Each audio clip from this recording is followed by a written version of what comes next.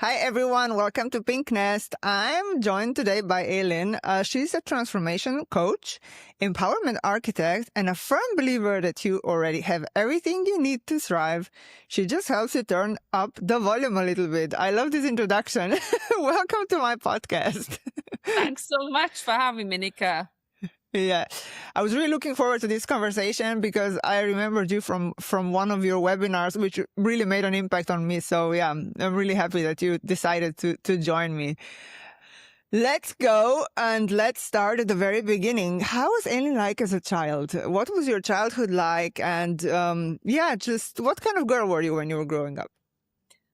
Really good question. I love going back to the beginning because I think to understand anyone, you need to know where they've come from. So I grew up in a very small island in North Wales, hence the accent and why I roll my R's like this. So lived in a very small village, had a very idyllic childhood, really. Used to go out on my bike, build dens. This was before the internet, before everything. So I was very much kind of an outdoor person, an explorer. I was also still quite business minded, even when I was young. I used to love creating bring and buy stalls, making clothes, selling them. So I guess as a child, I was always busy. I would say I've never been bored in my life, Nika, because I know how to fill my time with something, because things excite me all the time, whether it's cooking, whether it's exercise, and that has been throughout my whole childhood as well. So very idyllic and very beautiful. I'm the eldest of three children, always into style, always into people, very interested in travel from a young age. I traveled quite a lot, even from my early childhood. Then I left for university in Manchester to study fashion design with technology. And then very soon after that, I embarked on my entrepreneurial journey and started a company called Style Doctors. That's it in a nutshell. Yeah, you spent over 20 years in international business before stepping into coaching. And just yesterday, I had a really interesting conversation. I mean, this is such a vast amount of experience, and everything is somehow then accumulating into your coaching business. Do tell me a little bit more about this. Yeah, so after I graduated university, and anyone that knows me, Nika, will probably say, you were not destined to work for anyone. I'm not sure how to take that when people say that, but anyway, I've learned to live with it. So I started Style Doctors, so a style consultancy, when I was 23. So coming up to 23 years ago now. So there was a gap in the market for personal styling for real people. What I mean by real people is people like you and me, basically, not celebrities, not kind of really high net worth people. It was everyday people. And because I love people so much, I was able to combine my love for styling, but also my love for people as well. Hence how Style Doctors came about. Then over the course of 20 plus years, I grew the business. So I grew it to 50 members of staff.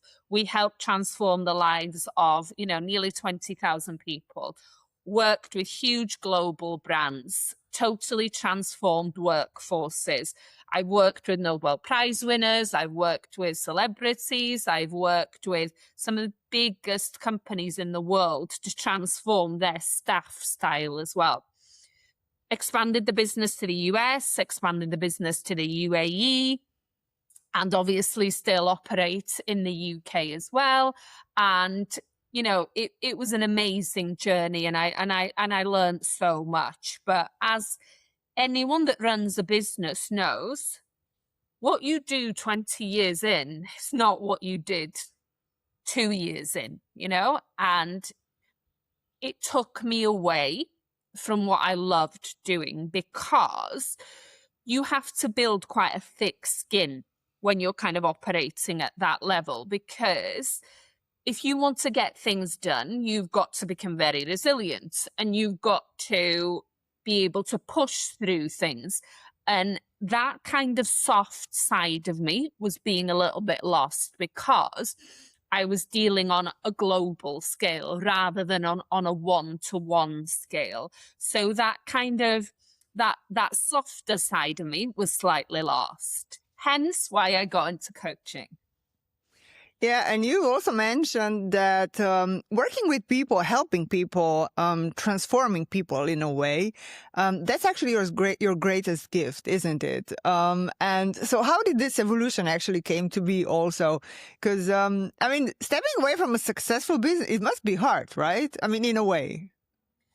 Do you know what? I think that anyone that steps away from anything, to other people looking at it, it almost seems like, wow, that's a big decision. But internally, people go through things over a number of years, and you realize that you're perhaps not where you should be. I'm sure that there's people listening to this now thinking, yeah, I'm living a life like a treadmill almost, and I'm being someone, or I'm performing and being someone that I don't really want to be.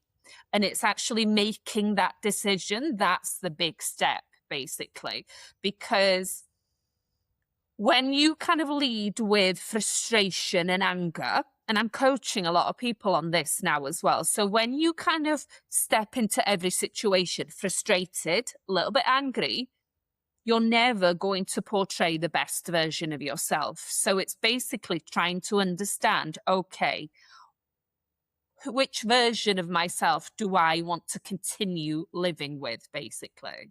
And it's also, like you've mentioned, people from the outside think it's a hard decision. Things on the outside don't really necessarily somehow represent what's usually going on the inside, right? I mean, business and entrepreneurship in general, I mean, it's like, for many people, it's like really the beacon of success and everything. But it is a hard job. I mean, I'm running a business myself, and it's not easy, and it's lonely, and it's challenging, and it's much different than people think usually. Absolutely. And, it takes a certain type of individual to be able to do it, because you've got to be able to push every single day. Nika, I've never worked for anyone in my life apart from when I was young, and I worked in restaurants and things like that. But I've never. Every single day I get up, I have to push, push, push. I don't get paid unless I do something. I've never had the luxury, like other entrepreneurs, of just getting up and you see money coming into your back, No, me neither. Yeah, I'm not there. And you've got to push every single day. And it's that drive and that push that fuels you, but it also is the thing that makes you feel lonely and makes you feel like, my gosh, I could just stop all this tomorrow. I could leave it all, go live on a beach somewhere and just give it up. The highs are highs, but the lows are lows as well. And I think they're things that from the outside perspective, like you said, people don't understand, because people like to see successes and they don't see everything else that's going on. For sure. For somebody who's never there, it's even hard to explain to somebody what it means and how it feels like.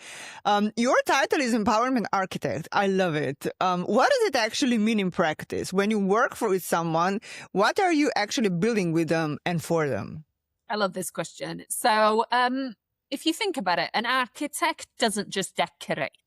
So they look at the foundations, the structure, what's the load bearing and what needs to come down, basically. And that's exactly what I do with people. So when someone comes to me, we're not just working on confidence or mindset or communication or presence. We're looking at the whole architecture of how they show up, their beliefs, their brand, their behavior, their body language.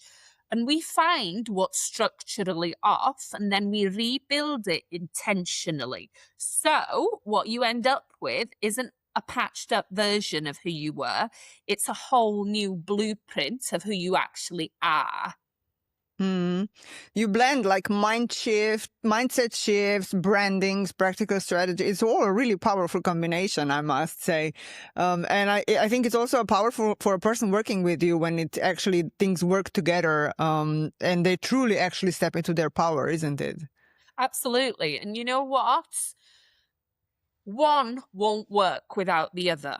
So, for example, mindset without a strategy is just inspiration that doesn't land anywhere. Strategy without mindset means you'll self sabotage the moment it gets hard. And let's face it, it always gets hard. And then personal branding without both of those, that's just a great public profile attached to an identity you haven't fully stepped into yet. So the magic happens when the three are aligned. So what you think, what you do, and how you're seen in the world are all saying the same thing. So that's when things start to shift.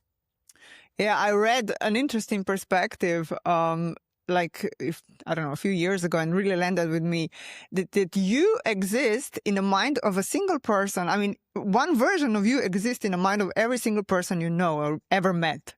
So we don't see, I mean, you're not one person, you're a person in each of the person's minds. It's really interesting perspective. Like there is no one you. You see me differently than, I don't know, my mom, you know what I mean? So we have like endless versions of ourselves, depending who you ask. And it's a really interesting perspective. Absolutely. And I just recorded a video on that as well. And my last line says, be careful whose version of yourself you're becoming, basically, because you listen to so many people because it's natural. It's natural for people to have their version of you. I'm not saying that it's not, but when you focus too much on someone else's version of you, you're missing your potential, basically, because you're listening too much to someone else. You host coaching conversations. Is there some moment that you remember from them that have really moved you, or something memorable that happened during those? Yeah, absolutely. I've had some amazing guests on that podcast. So, you know, some of the world's kind of top coaches, pioneers in coaching. And I think that one of the things that probably stood out the most is from other people's experience that people only truly live to about 60% of their potential and have kind of made peace with that. So they think, okay, I've got this, I've got that, but that's it for me. But it's that fear, basically, that is the rest. And I had an interesting guest that he said that the reason people often don't step up is because they're so tied to that version of themselves that they can't move forward. It's a bit like you said, it's that there's a version of ourselves that we hold on to because it's almost ingrained in us. So you almost can't see the lights of who you can potentially be. No, it's right. This is really relevant. It's all about a perspective, isn't it? At the end. Absolutely. One other thing that actually I find really interesting is you've also created an app, a coaching app, designed to put transformation in your pocket. What's the vision behind it? Tell us a little bit more about the app. Yeah, so the app is called EGNI, and that is the Welsh word for energy. And I just love the word because it just means so much to me. And it's not accidental. So energy is at the core of everything that I do and everything that I believe, Nika. Most people, they think they have the strategy problem or a confidence problem or a time problem. You know, when you're Googling things and say how to be more confident, how to get more time. But underneath all of it, it truly is an energy problem. If you don't understand your own energy, how to read it, how to direct it, how to protect it, you won't move through the world. You'll stay busy, but you won't move. And that's why I created EGNI. So it changes that. So essentially what it is, it's a 20-day method that gives you clarity, confidence and direction in a way that actually fits into your life.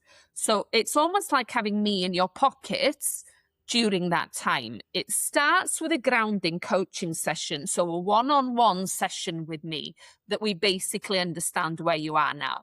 Then you do 20 minutes a day for 20 days with prompts that I've devised within the app. And then at the end of the 20 days, we have another coaching session. So it's tech meets real life coaching, basically.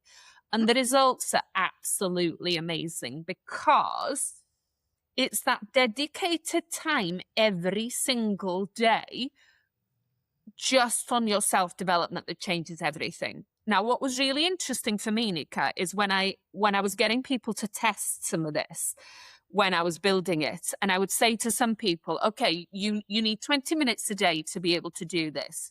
A few people came back to me and said, I haven't got 20 minutes a day. That in itself was, it opened up so much in my mind, because if people really think they haven't got 20 minutes in a day, then something's not right, because I can guarantee you they have scrolled for longer than 20 minutes. They have looked online and searched for pointless things for longer than 20 minutes. It's basically whether you're ready to, and whether you're committed to invest in yourself. And that's where the true, answer in this becomes. You don't not have the time, because 20 minutes is nothing, But when you're doing something every single day, the results of seen very, very quickly. And I'm actually really proud. I used to be a person that you would not, that wouldn't say they were that proud of something. I'd be like, next kind of thing. But I'm really proud of the changes this is making, because it's making a real impact. Yeah, and it's also merging somehow this personal connection with something that's on an app, which is on a phone that we all have in our pockets at all times. Absolutely. And it also proves this, that actually you need to be ready to do the change. Without readiness, without being prepared to invest those 20 minutes, like you've said, nothing will change. So it doesn't matter. It's not possible to do anything about this then. Absolutely. And that's the one question I ask anyone before I start working with them. I said, how committed are you? And for some people, they'll kind of look at me and think, well, I guess I'm committed. An athlete wouldn't say, I guess I'm committed to wanting to win gold at the Olympics. They'd say, hell yes, I am all in, this is the time for me now. This is my year. I'm investing in my self-development. I'm ready to go. But if someone's on the fence and they're kind of like, oh, I can try it, or let's give it a go, then they're not ready. But this just shows the mindset that we are, I guess, a lot of us in, If you would be asking, do you want to buy this car? They would be, yes, I'm all in. You know what I mean? Or do you want this motorbike? Or, I don't know, do you want to go to the Maldives? Yes, I want to go. But if you say, do you want to invest in yourself? Oh, I guess. This just shows our perspectives, doesn't it? Absolutely. And you know what? There's nothing more scary than putting the mirror on yourself. That's the thing. So if people are not ready to do that, then we can mask it with other things.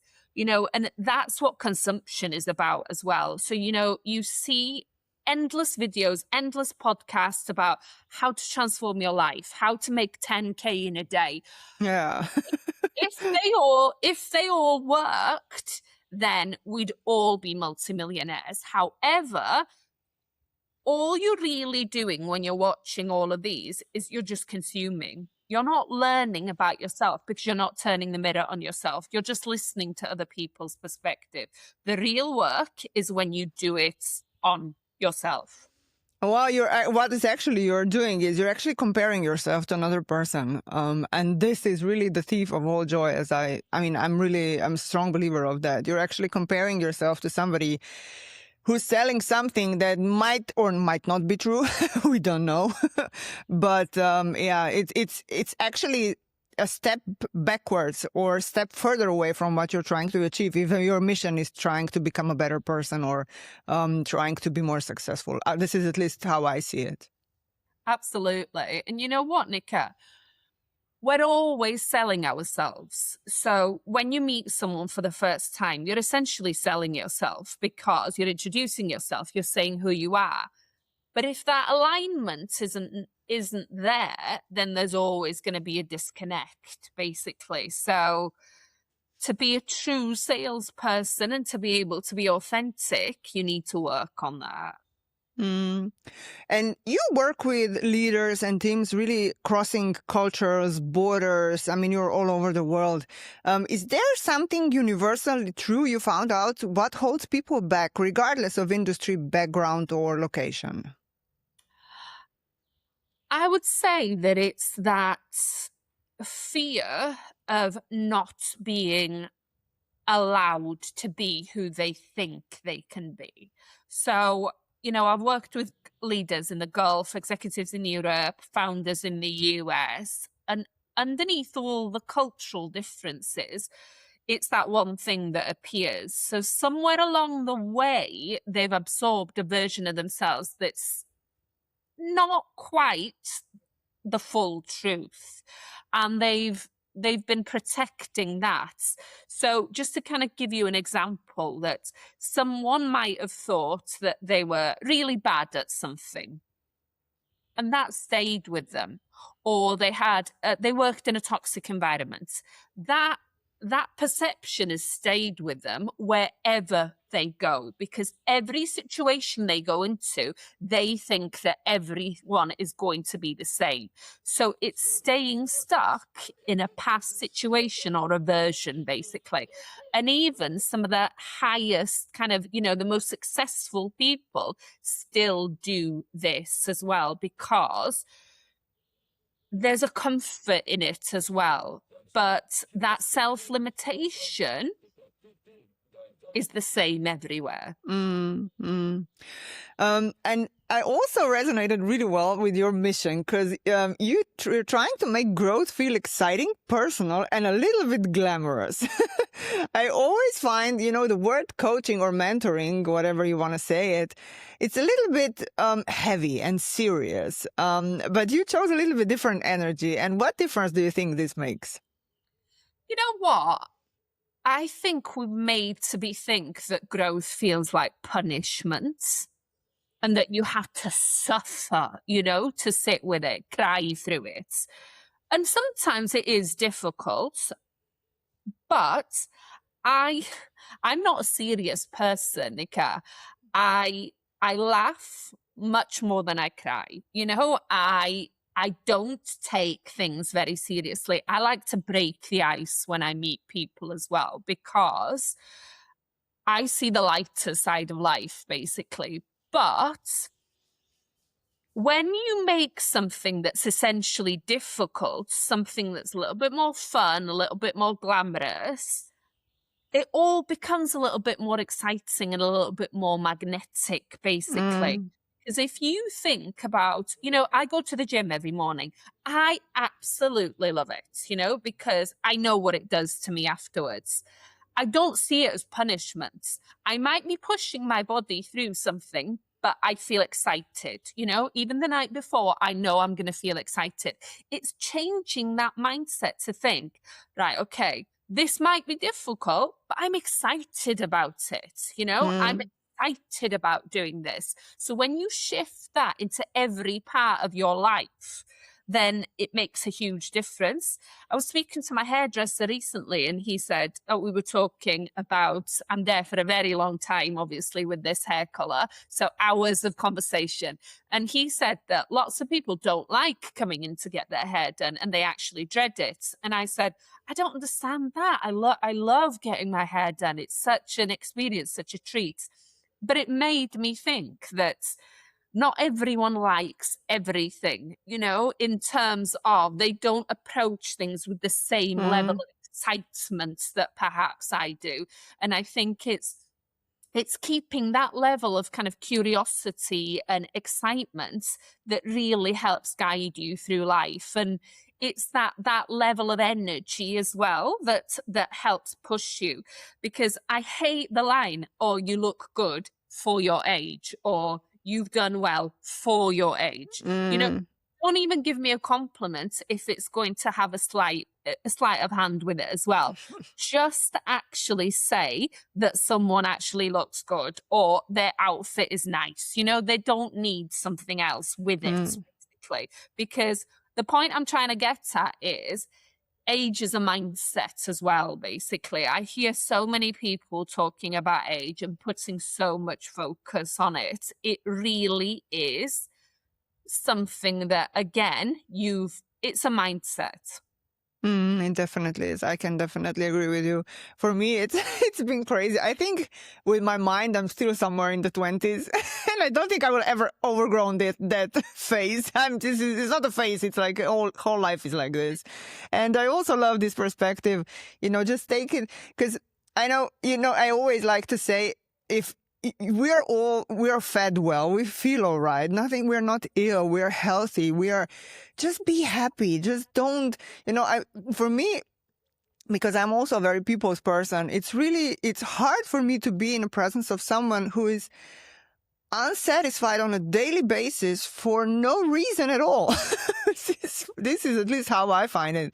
And I think the only thing that's missing is what you've mentioned now, just a little bit of, just be positive, have a little bit of, I don't know, joy, laughter, open your heart, mind, whatever you need to do, just because we're doing quite all right? Nothing is seriously wrong in this.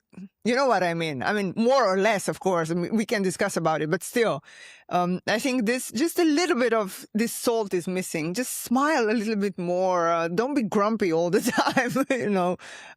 Do whatever you need to do to feel like this. I don't know. You go to the fitness. I don't know. Somebody goes for a walk or plays with the dog or whatever. But it's really, yeah, I totally agree with you. It's just, it doesn't take much. It can be just, it's all in the mindset. Super important. Absolutely. And I was walking the other day because I'm trying to get more steps in now. And I said, if you can't laugh, cry. And if you can't cry, just be. Just be. Just look around. Just look at what's around you. Listen to other people. So when you kind of have an awareness of what's going on around you, you'll be much more receptive to things rather than just being in your own little world. True. All right, we're wrapping up, believe it or not. The times for my last interviews, time is just flying. I don't know what's happening. For someone listening right now and who knows deep inside they're not living life at a full volume, what would you want them to hear from you today? One sentence. You have got the potential within you. You haven't hit that top yet. You've still got a way to go, but you've got to decide that it's time to invest in yourself and put yourself on top of that list. Not third, not fourth, not fifth, on top of that list. Because when you put yourself first, that's when the magic happens.